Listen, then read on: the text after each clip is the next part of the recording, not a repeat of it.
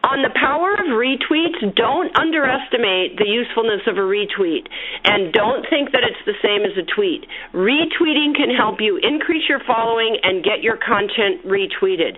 It gets you in the conversation, and it literally is that back to the particle accelerator piece that we were talking about. This just really takes you forward. Okay. The science of retweets is this. To get retweeted, provide content that's contagious and give a link. And this is back to one of the questions we had earlier about how do you know who's tweeting. You can track that on your Bitly or your Owly. There's a lot of other short code URLs now that you can use. Provide novelty, newness of an idea or information. Time your content in proximity or during the highest retweeting hours. Now, there's lots of studies that are being done on this.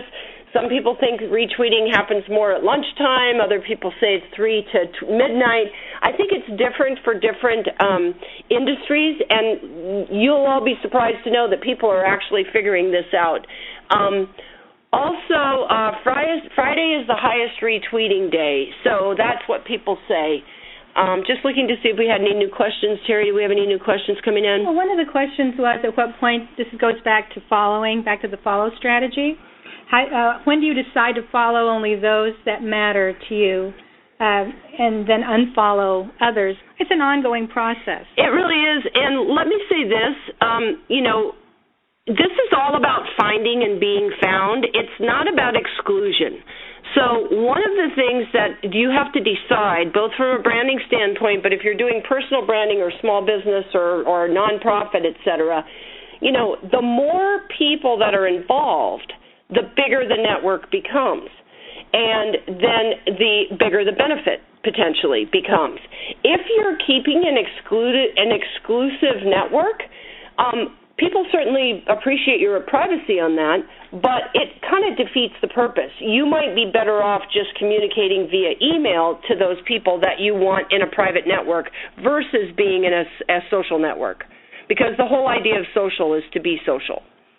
Okay, so here's a retweet case study on slide number 22. One tweet, 80 retweets, and 609 visitors to the website. This was a Boston tweet with a sweet cupcakes, and they did a giving away 24 sweet cupcakes, 2 for $36 gift cards, retweet to enter, drawing on 6/4, and you'll notice they have a Bitly there that tracked their participation.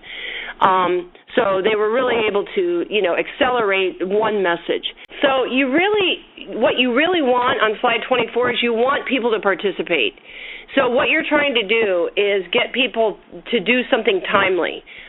Dell uses Twitter to post product coupons and new product information on a daily basis. And by the way, so far the company attributes $20 million plus in revenue to Twitter efforts. That's Dell's. It's Dell Offer at Dell Offer.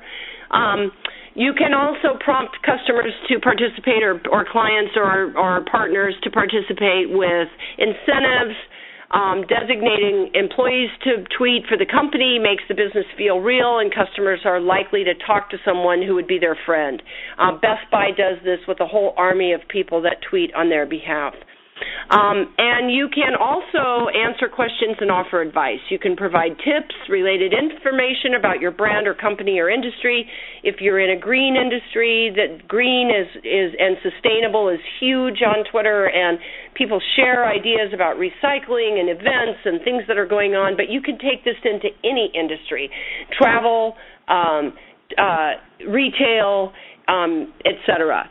Showcase your expertise and gain credibility. And I'm not crazy about the term Twitizen, but some people use it, and so there you go.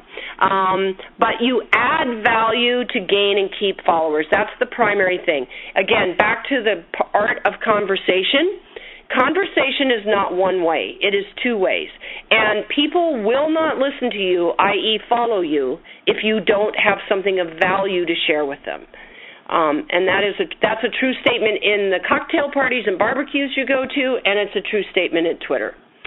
Okay, so you can also use your Twitter name in offline communications, and you see this now, even your newscasters in your area are prompting you to follow them on Twitter. So you can put it in your advertisements, business cards, your email signature, your packaging and website. All right. So we're going to move quickly and try to get into some case study here, but let's talk about customer service.